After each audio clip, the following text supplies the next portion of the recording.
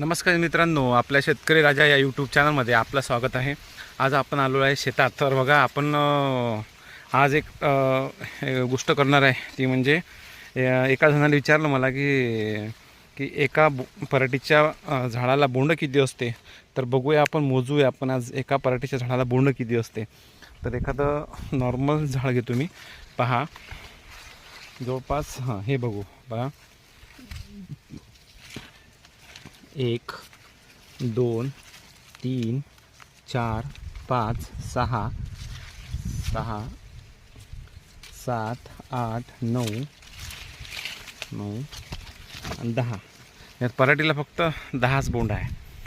हालाकी इथे वाढ चालू आहे चांगल्या प्रकारे, पाहून घ्या। इथंच म्हणजे याला फुलं वगैरे आले आहे, म्हणजे समजून जायचं की हे पण पक्के होणारच आहे। फुलं आणि पात्या पण आहे याला। तर जवळपास इथं बघू आपण, पहा भरपूर असे बोंड आहे खालपासून तर वरपर्यंत पहा। ठीक आहे, यावर्षी उत्पन्न होणार नाही एवढं, कारण एका झाडाला कमीत कमी 50 ते 60 बोंड तर असायला पाहिजे होते अशा वेळेस, पण आता खूप कमी आहे।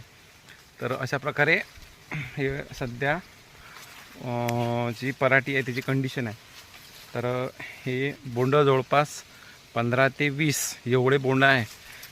पुढं येणार आहे तो भाग वेगळा आहे, परंतु सध्याच्या परिस्थितीमध्ये 15 ते 20 एवढेच बोंड आहे।